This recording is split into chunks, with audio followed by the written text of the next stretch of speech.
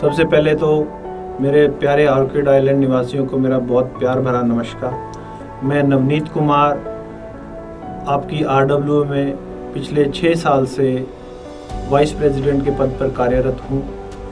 मैं मूलतः हरियाणा प्रदेश के करनाल शहर का निवासी हूँ और पिछले 20 साल से गुड़गांव में एक मल्टीनेशनल कंपनी में प्रशासनिक अधिकारी के पद पर कार्यरत हूँ। यदि मैं अपनी पढ़ाई की बैकग्राउंड के बारे में बात करूँ तो मैं MBA HR और एडमिन के साथ साथ पोस्ट ग्रेजुएट इन इकोनॉमिक्स हूँ। पिछले 6 सालों में यदि मैं RWA की बात करूँ तो हमने बहुत सारी उपलब्धियाँ हासिल की हैं। मैं अपनी व्यक्तिगत उपलब्धि जो मैं मानता हूँ वो है कि हमने अपनी सोसाइटी को एक सिक्योर माहौल जो दिया वो मेरी एक व्यक्तिगत उपलब्धि थी।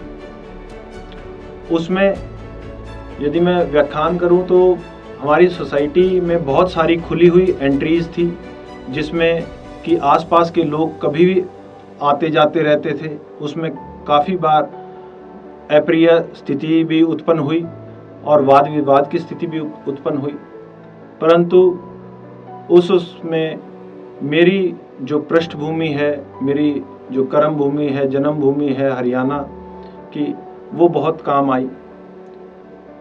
उस पृष्ठभूमि से मैं यहाँ के लोगों से अपने व्यक्तिगत संबंध स्थापित कर पाया और उन व्यक्तिगत संबंधों की वजह से ही लोगों को हमारी समस्याओं से अवगत करा पाया और अवगत कराने के बाद उन लोगों को मना पाया कि हमारी सोसाइटी में जो समस्या आ रही है इस आने जाने से उसके लिए हमको यहाँ पर एक गेटेड सोसाइटी बनानी चाहिए और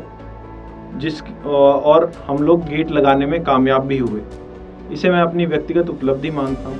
यदि मैं इसके आगे जाकर मैं बात करूँ तो दूसरी उपलब्धि मैं ये मानता हूँ कि मैं अपने व्यक्तिगत संबंधों की वजह से अपनी सोसाइटी के बच्चों के लिए एक प्लेग्राउंड का अरेंजमेंट कर पाया।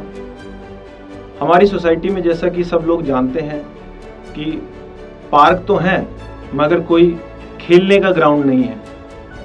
हमारे उभरते हुए बच्चे उनके शारीरिक व्यक्तित्व के लिए खेलना बहुत ज़रूरी है और फुटबॉल, क्रिकेट, बास्केटबॉल, वॉलीबॉल ये बहुत ही लोगों में प्रिय खेल हैं।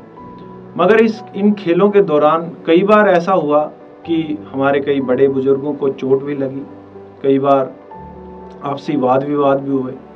तो इन सब बातों को देखते हुए हमारी टीम ने इस समस्या से निजात पाने के लिए इसकी ऑप्शंस को देखना शुरू किया और उसमें पाया कि एक हमारे बिल्कुल ही सोसाइटी के नज़दीक लगता हुआ एक ज़मीन का टुकड़ा है जिसे कि हम डेवलप कर सकते हैं। तो मैंने, क्योंकि वो ज़मीन मेरे मित्र की है, तो मैंने उनसे बात की, उनको समझाया और उनको मनाया और आज वो जगह जो है हम लोग एज अ सोसाइटी एक प्लेग्राउंड के रूप में इस्तेमाल कर रहे हैं। तो इसे मैं अपनी एक व्यक्तिगत उपलब्धि मानता हूँ। मैं सभी निवासियों से एक बार फिर से हाथ जोड़कर निवेदन करता हूँ कि जिस प्रकार आपने अपना प्यार सदैव मुझ पर बनाए रखा है उसे आगे भी बनाए रखें और एक बार दोबारा से हमारी टीम को वापस आने का मौका दें ताकि हम अपनी सोसाइटी को न केवल गुड़गांव में